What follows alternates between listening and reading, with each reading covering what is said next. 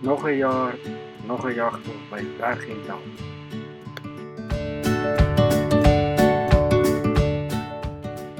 Die uitsig bo vanaf Langkoppie.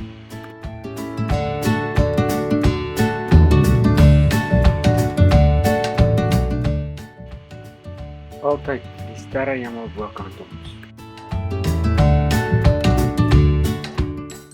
Ons bly weer in die chalet soos altyd. Die kameelperde kon drink. Ek het vanjaar 2,5 dae lank geloop voordat ek 'n skoot kon aftrek.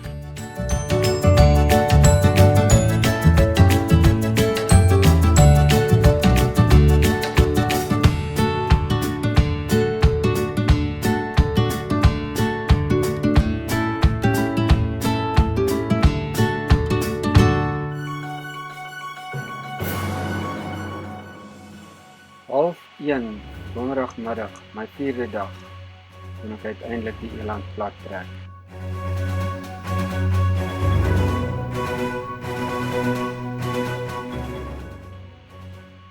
Ek was so beïndruk met my spoorsnyers dat ek die familie op 'n les in spoorsny geneem het.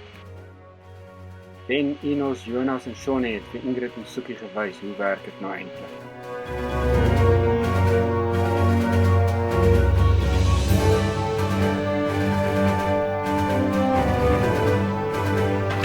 Hierdie blou wildebees het lekker baie vleis in sy bene. Baie. En daai murge, kriesel gaan verloor. Man, daai murg. Dit Sjoe. En dit gaan spesiaal lekker wees want is hier onder die krumetaartboom. Hy is net onder die helfte van daai boom in die water.